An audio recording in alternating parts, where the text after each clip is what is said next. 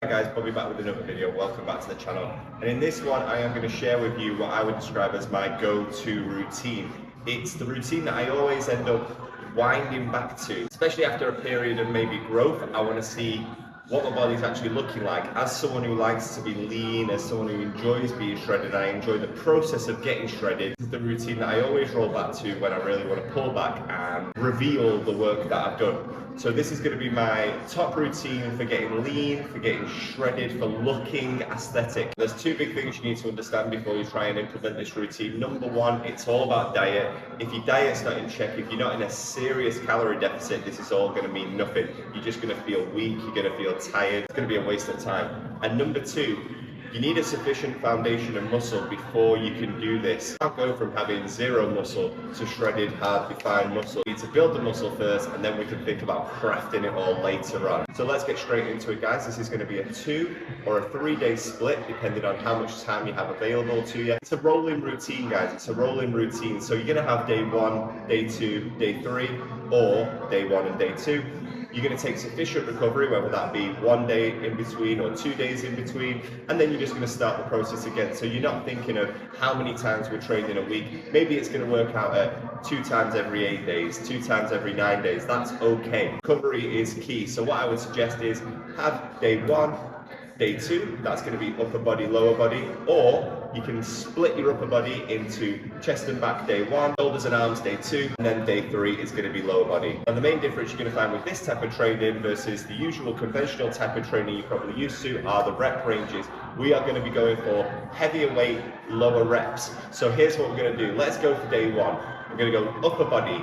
I like to go for what I call the aesthetic muscles. I like to go for an incline bench press, whether that be dumbbells, barbell, doesn't really matter. You're going to go heavy. You're going to pick up a weight. You're going to do 6 reps to start off with. That's going to be your warm-up set. You're going to want to have a few reps in the tank at this point because we're going to go heavier. After that, you're going to bump that weight up significantly, and then you're going to go for 4 reps. Let's say you started off with 25 kilos, let's bump it up to 35 kilos, but still you're going to have a couple of reps in the tank. The last 2 sets, you're going to be going 2 to 3 reps. This is going to be tough. This is going to be difficult. This is what's going to provoke the change in your body. This is going to hit those muscle fibers, which is going to give you that dense, hard look. I've spoken about this in many of my videos. This is not about getting a pump. This is about hitting the muscle fibers deep within your muscles. So 2 to 3 reps. You're going to go super heavy on this one. You're going to want to fail. Once you've done that, upper chest done. You're then going to want to choose a back exercise. Now, in the interest of aesthetics, I like to have a nice wide back, a thick back as well, but a nice wide back. So we're going to go for some sort of lat pull down, or maybe even weighted pull up. Again, same concept. Start with 6 reps, leave some reps in the tank, take it down to 4, and then you're going to go for those reps of failure. Now, this is going to be more difficult. I find pulling exercises more difficult. So if you've got a spotter to assist you on the pull down, and you control the negative. From there, we're going to look at shoulders. I would suggest a standard shoulder press with dumbbells or the seated shoulder machine. Again, same concept, 6 reps, 4 reps, 2 sets to failure, 2 to 3 reps. Then we're going to go on to the second round of exercises. We're going to go back to chest. So for this one, I would do some sort of flat exercise, perhaps the machine bench press, and we're going to go slightly higher in reps here. We've already attacked those muscle fibers, so now we're looking for a little bit more of a pump. So I'm going to go for 8 reps this time. We're not going to go high repetitions. We're going to start with 8 reps.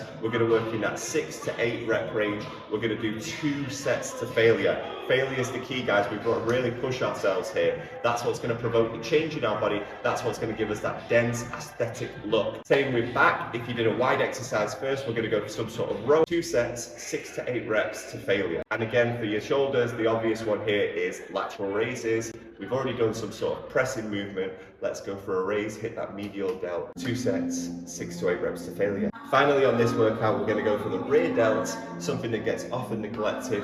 So then what I like to do is what I call a rear delt row, wide row. We're going to do 15 reps here. This is more of a burner. This one we want more of a pump. This is just to give those muscles some extra attention. That is day 1 finish. Now, if you've got more time, you can split that upper body into 2 workouts. I would do an additional back exercise and an additional chest exercise, perhaps a fly, perhaps a straight arm pull down, and then on your arm day, you can integrate some bicep curls and some tricep extensions. But I am of the opinion when we are training heavy, you don't need to focus on arms as much because your push movements are going to hit your triceps and your pull movements are going to engage your biceps. Now that may be a matter of form for some people, but I think if you're looking for an aesthetic physique, you want to have dominant shoulders, which is why I give those extra attention. But of course you can integrate some curls, some extensions, whatever you enjoy. You can integrate that into your workouts. You've got your upper body day one, or you've got day one, chest and back, day two, arms. And then what about legs? Well, with legs, guys, I'm not worried about ripped, shredded legs. My legs, personally, and I think the vast majority of people, do not store fat. So once you start to cut down those calories, once you start to see those changes in your upper body, that is going to be reflected in your lower body. Now, I know very few people where legs are their strong point. Some people they are, that's absolutely fine. But for most people, we can always do with that extra leg work. So I don't do this style of training on lower body. I do higher repetitions, always looking to build muscle, always looking to get a pump. So I continue with my 8 to 12 reps on lower body whilst doing these lower rep ranges on the upper body. In terms of strength, if you're worried about imbalance, I often do some sort of heavier leg exercise to start, but that is just part of my staple. I always do 6 to 8 reps to start my leg routine, whether it be a leg press, whether it be a squat, whether it be a hack squat, because strength is always one of my key principles anyway. So I don't try to go to failure with legs because I'm always worried about injury. In terms of your recovery, guys, it really is about listening to your body. Personally, what I do, if I'm doing a 3-day split, I've done chest and back on day one, I am recovering effectively. Yeah, there'll be some sort of engagement on arm day, or you could even switch legs and arms, so you can do legs on day 2. So I've got some recovery from my chest and back.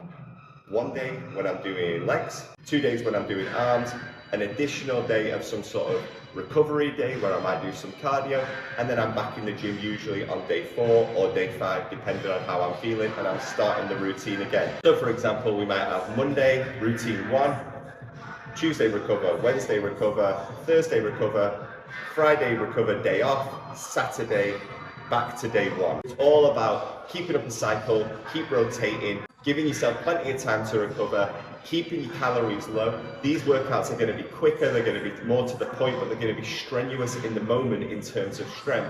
But you're not going to need to eat as much in order to fuel them because there's less endurance, less time in the gym, and more of a focus on recovery. I'm going to write up and show you a copy of what I would give as an example workout right now, but you can really apply this concept to any sort of split. You can do push on 1 day, pull on 1 day, legs on another if that's what you prefer. Make sure you stick to these rep ranges, focus on that recovery, focus on your diet, and you're definitely going to have a more defined, shredded look if that is what you aspire to have. This has been helpful, guys. Please be sure to like the video, subscribe, check out more content, and until the next one, thank you, bye bye.